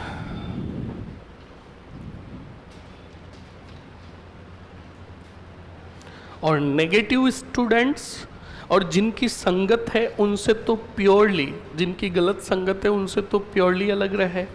वरना वो तो लक्ष्य से भटका हुआ है, तुम्हें भी अपने लक्ष्य से भटका देगा, और जब रिजल्ट आएगा तब बड़ा पछतावा होगा कि काश मैं उसके साथ नहीं होता, नहीं होती, तो आज मुझे ये दिन देखना नहीं पड़ता। कब? जब माता पिता की आंखों में आंसू देखोगे तब, क्योंकि तुम्हारा रिजल्ट आएगा, तुम्हें दुख तो होगा या नहीं होगा, उन्हें बहुत ज़्यादा दुख होगा। तब तुम्हें फील होगा कि यार मैंने ये क्या कर दिया। ये स्पष्ट बता रहा हूँ, क्योंकि फर्स्ट जो आपकी वैकेंसी अभी गई थी उसमें हज़ारों मैसेज ऐसे आए कि सर मैं पॉइंटों से पीछे रह गया, 1 नंबर से पीछे रह गया, अब मेरी कंडीशन ऐसी हो गई कि मैं पढ़ाई करूँ या नहीं करूँ। कान खोल के सुन लेना, ऐसी स्थिति में जाना ही नहीं है हमें तो सीधा सफल होना है। समझ में आया ना? ध्यान रखें इस बात को। अब सुनो, कुंभक के ग्रंथ, कुंभा द्वारा रचित ग्रंथ। अब कुंभक के ग्रंथ देख लो स्टूडेंट। नंबर फर्स्ट कौन सा राज?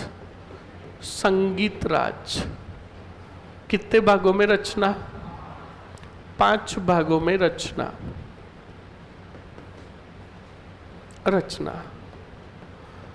नंबर सेकंड संगीत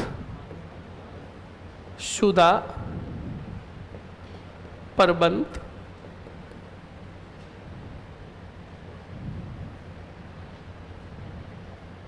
और कौन से है? संगीत मीमांसा। नंबर 4 सूड प्रबंध। कौन सा प्रबंध? सूड प्रबंध। नंबर 5 कामराज रतिसार।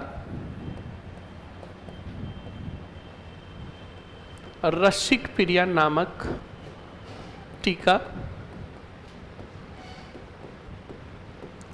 चंडी सप्तक टीका। संगीत कर्म,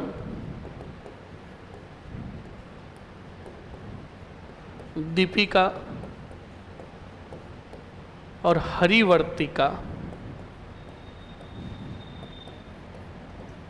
लिख लो जल्दी से।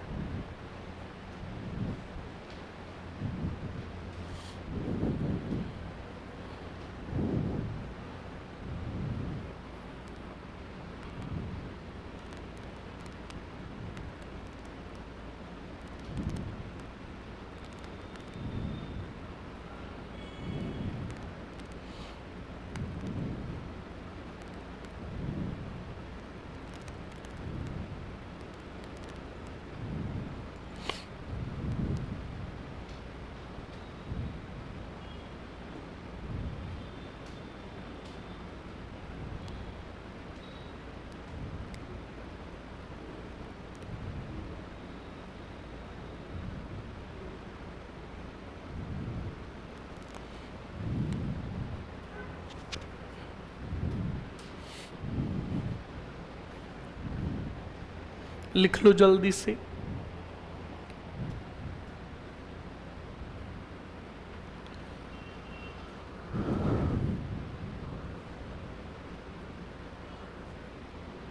अब कुंभा का लास्ट पॉइंट है स्टूडेंट, इनकी उपाधियां। कुंभा की उपाधियां।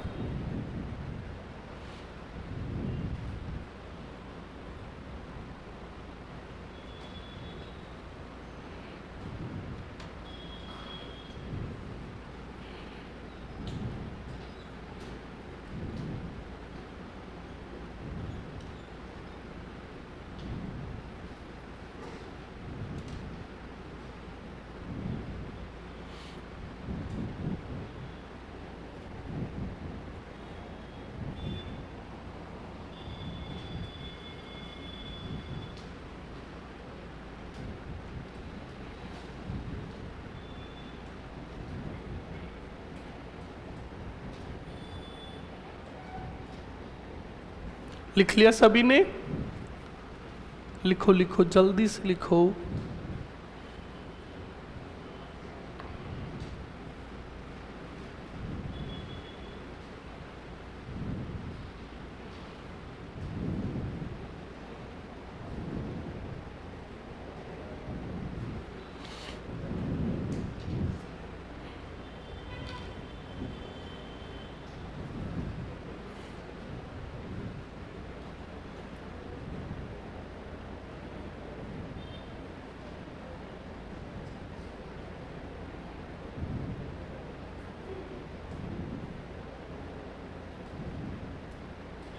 लिख लिया?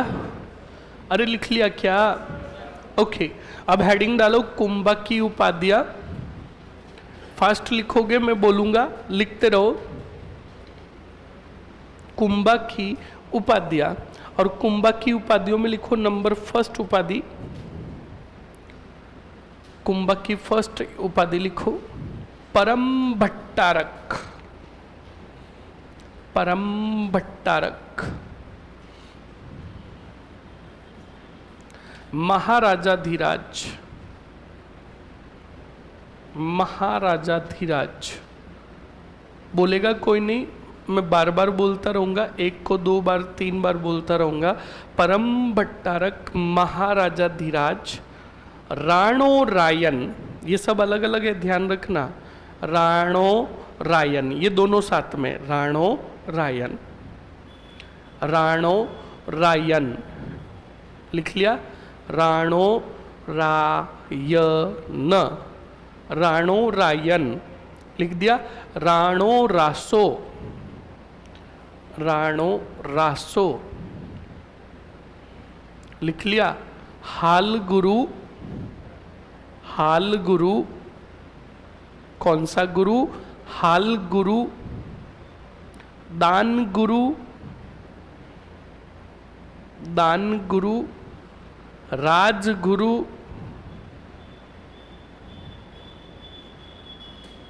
चाप गुरु। चाप गुरु। चाप गुरु। छाप गुरु। चाप अलग, छाप अलग। चाप गुरु, छाप गुरु लिख लिया? अश्वपति। अश्वपति। गणपति।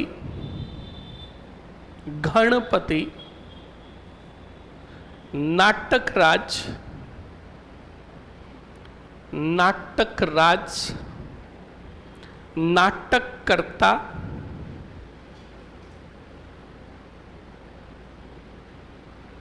हिंदू, क्या? हिंदू सुरतान। हिंदू सुरतान लिख दिया? लिखो नंदीकेश्वर अवतार। नंदीकेश्वर अवतार। धीमान। धीमान। धी धी धीमान यानी बुद्धिमता में निपुण। लिख लिया? लिख लिया ना? ओके, और लिख लो एक शैल गुरु। कौन सा गुरु? शैल गुरु। ये इतनी सी उपाधियां थी किसकी? कुंभक की। लिख लिया? हाँ, अभिनव भट्टाचार्य। अभिनव भट्टाचार्य। अभिनव भट्टाचार्य, बस इतनी सी उपाधियां थी, ज्यादा नहीं थी, आराम से याद कर सकते हो। लिख लिया?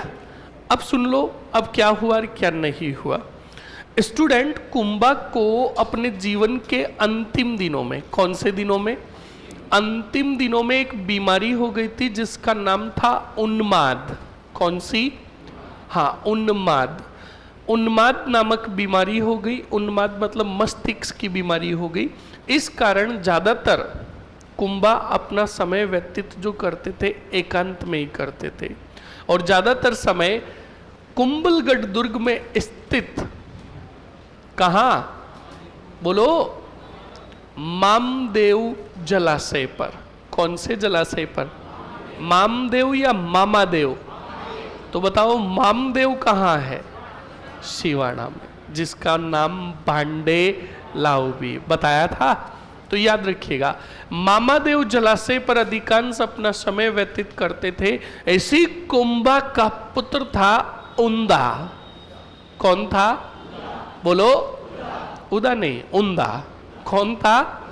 और उसने अपने पिता को ही किया, मतलब मौत के घाट उतारा, और पिता को मारकर बन गया, बोलो, मेवाड़ के गोहिल वंश और राणा शाखा का पितृहंता। अब पिता को मारा, बाद में थोड़े दिनों तक, दिनों कई सालों तक, 5 सालों तक शासन किया और फिर भाग गया वाह रे वाह मालवा। कौन से वाह? मालवा में इसके ऊपर पड़ी क्या? बिजली। क्या पड़ी? बिजली पड़ी और खुद हो गया। हाँ, ऊंदा ने कुंभक को ऊंदा किया, फिर बिजली पड़ने से खुद क्या हो गया? मतलब याद करने का तरीका, कुंभक का पुत्र उदा। कौन? दूसरा नाम उदयकरण। कौन सा? तीसरा नाम उदय सिंह प्रथम। कौन? चाहे उदा बोल दो, चाहे उदयकरण बोल दो, चाहे उदय सिंह प्रथम बोल दो। इसने मारा अपने पिता कुंभा को। कहाँ? कुंभलगढ़ में स्थित मामा देव जलाशय पर। समझ में आया कि नहीं आया? और बन गया मेवाड़ का पितृहंता। लिख लो जल्दी से।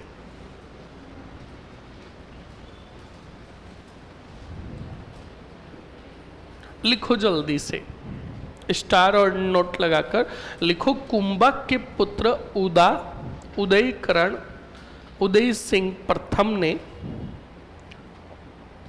कुंभक के पुत्र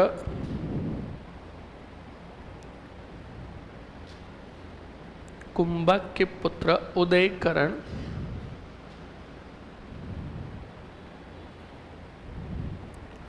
कुंभक के पुत्र उदयकरण उदय सिंह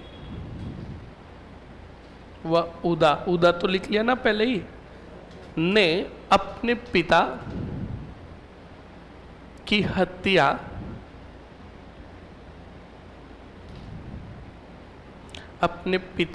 हत्या कुंभलगढ़ दुर्ग में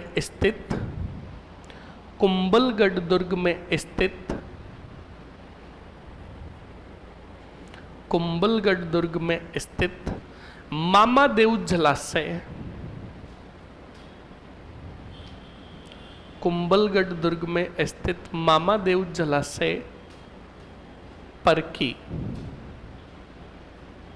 मामा देव जलाशय पर की लिख लिया? अरे लिख लिया ना, आगे लिखो। मामा देव जलाशय पर की।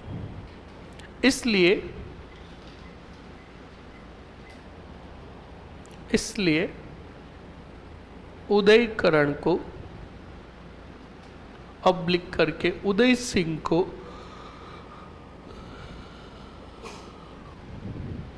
मेवाड़ का कौन सा हंता कहा गया? पितृहंता कहा गया। पितृहंता कहा गया।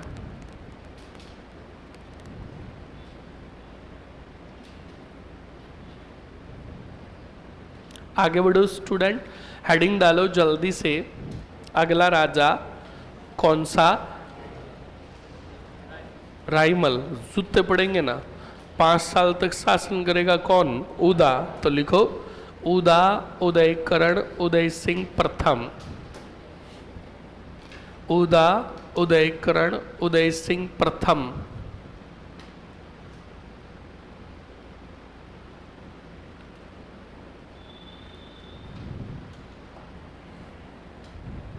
लिख लिया? ओके। शासनकाल लिखो 68 से 73।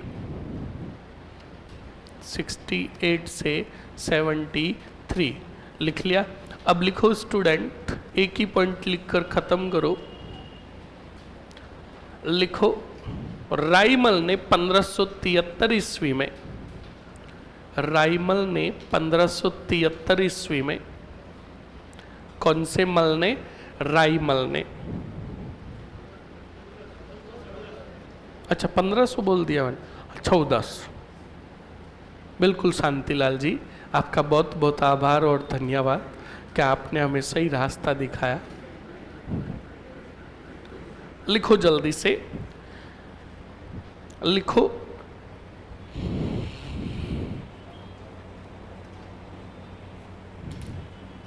कौन सा फोन है? कौन सा फोन है? सैमसंग का कौन सा? तू बार बार यूज में ले रहा है, मेरे पास ठीक रही है, मैं छीन लूंगा, मैं ले लूंगा फिर।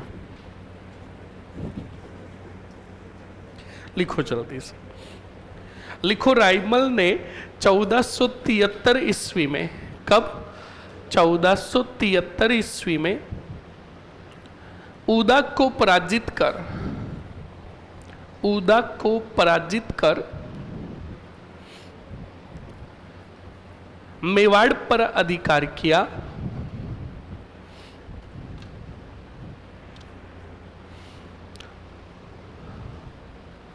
सर मानसिंह नडुका कहाँ का था? देखो, मानसिंह नडुका जो था, जिसने तात्या टोपे के साथ गद्दारी की, वो ड्यूटी तो कर रहा था ग्वालियर में। कहाँ? ग्वालियर, नरवर में। पर वास्तविक रूप से वो वहाँ का नहीं था, वो था आपके शेखावटी क्षेत्र का। समझ में आ गया ना? तो तुम्हें कोई नहीं पूछेगा मानसिंह नरूका कहाँ था, कहाँ का था। आपको यही पूछेगा कि ग्वालियर के मानसिंह नरूका ने गद्दारी कर तात्या टोपे को 7 अप्रैल 1859 को ग्वालियर के जंगलों से गिरफ्तार करवाया। इस बात को ध्यान रखें। छड़ मेवाड़ की संकटकालीन राजधानी कौन से दुर्ग को? कुंभलगढ़ दुर्ग को। कौन से दुर्ग को? सुन लो, एक सवाल पूछा है, एक एक्स्ट्रा जानो। मेवाड़ की संकटकालीन राजधानी और शरण स्थली पूछ ले तो कुंभलगढ़। ओके। मारवाड़ के राठौड़ों की या मारवाड़ की शरण स्थली पूछ ले तो शिवाणा। कौन सा वाणा? अरे बोलो, समझ में आया कि नहीं आया? सुनो और सुनो। अगर आपको पूछे रणथंबोर दुर्ग की कुंजी जाहिंद दुर्ग, कौन सा दुर्ग? जालोर दुर्ग की कुंजी पूछे तो शिवाणा दुर्ग। कौन सा दुर्ग? ये चीजें जो है इनको सीधा कैसे याद करो? सीरीज बनाकर। क्या बनाकर? जैसे यहाँ पर आपने मेवाड़ की संकटकालीन राजधानी कुंभलगढ़ कहा, तो इसके साथ याद करो मारवाड़ की संकटकालीन राजधानी सिवाना, ताकि ऑपोजिटली दोनों चीजें हमें अच्छे से याद हो जाए। जैसे आप याद करते हो 1931 में शेखावटी क्षेत्र में स्थापना की गई जाट क्षेत्रीय महासभा की, तो साथ में याद करो 1933 में स्थापना की गई मीणा क्षेत्रीय महासभा। समझ में आया कि नहीं? आप अगर याद करते हो कि बूंदी देशी राज्य लोक परिषद की स्थापना 1944 में हुई, तो मारवाड़ देशी राज्य लोक परिषद की स्थापना 1929 में हुई। बीकानेर प्रजा परिषद की स्थापना 1942 में हुई।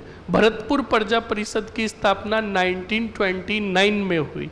ऐसे पढ़ो। और भरतपुर प्रजा परिषद के नाम से जो रजिस्ट्रेशन हुआ वो 1939 में हुआ। समझ में आया कि नहीं आया? तो एकदम अच्छे से पढ़ो, कहीं पर कंफ्यूजन होगा ही नहीं। बस एक की तर्ज पर दूसरे को याद कर लो। विद्या प्रचारिणी सभा की स्थापना पूछे तो हरिभाई किंकर। सर्वहितकारिणी सभा की स्थापना पूछे तो कन्हैयालाल ढूंढ स्वामी गोपाल दास। ऐसे सीरीजें बनाओ तो चीजें ऑटोमेटिकली याद हो जाएगी। लिखो जल्दी से। क्या लिखा आपने? कर लिया? लिखो। मालवा में प्राकृतिक आपदा के तहत, मालवा में प्राकृतिक आपदा के तहत, प्राकृतिक आपदा के तहत बिजली गिरने के कारण, बिजली गिरने के कारण, बिजली गिरने के कारण किसकी मृत्यु हुई? लिख लो। बिजली गिरने के कारण उदा की मृत्यु हुई। हेडिंग डाल दो, कौन सा मल? राइमल।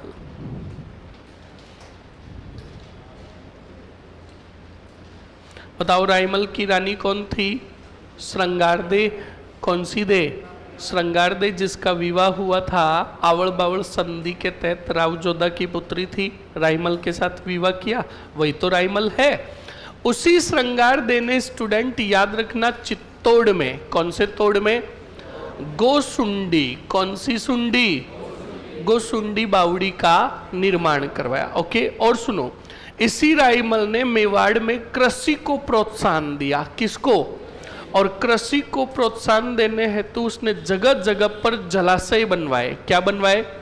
जलाशय। जलाशय का मतलब तालाबकार सरोवर का निर्माण करवाया, जिसमें 3-4 जलाशयों के नाम याद रखोगे, राम जलाशय, शंकर जलाशय और समया संकट जलाशय। ओके, उसके बाद सुनो, इसी राईमल के धुआंधार और खतरनाक कितने पुत्र थे? नंबर 1 पृथ्वीराज सिसोदिया, नंबर 2 जयमल और नंबर 3 मेवाड़ के राणा संग्राम सिंह, जिसको तुम सांगा भी कहते हो। समझ में आया कि नहीं आया? ये तीनों पुत्र किसके हैं? राईमल के। किसके? लिख लो जल्दी से, बस ये राईमल खत्म। लिखो, राईमल का शासनकाल 1473 से 1509। 1473 से 1509। पहला ही पॉइंट लिखो, राईमल की रानी श्रृंगार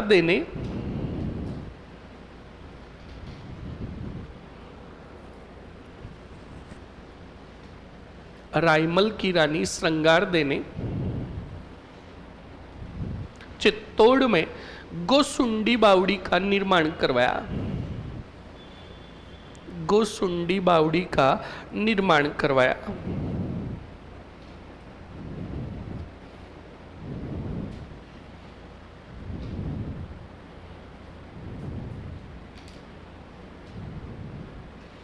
गोसुंडी बावड़ी का निर्माण करवाया। लिख लिया? आगे बढ़ो स्टूडेंट, और अगले पॉइंट में लिखो, गोसुंडी बावड़ी का निर्माण करवाया।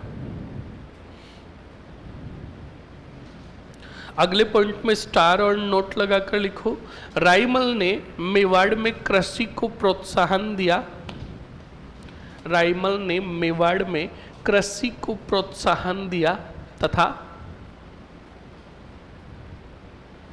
कृषि को प्रोत्साहन दिया तथा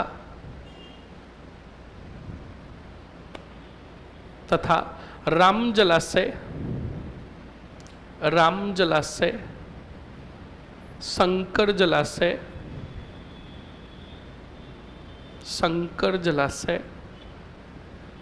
तथा समया संकट जलाशय का निर्माण करवाया। बताओ इनके पुत्र कितने थे? बोलो, बिल्कुल लिखो, इनके 3 पुत्र थे।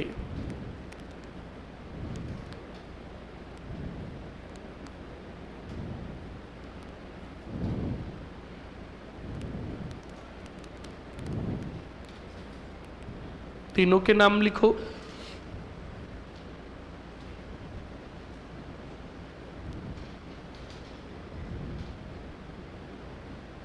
First Prithviraj Sisodia, second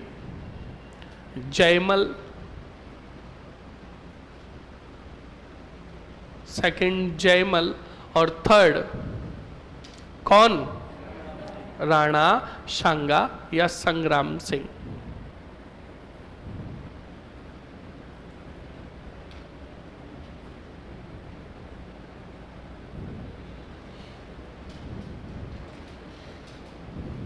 okay, चलिए स्टूडेंट, ओके, जल्दी से आ जाइए, फिर नेक्स्ट आगे पढ़ते हैं।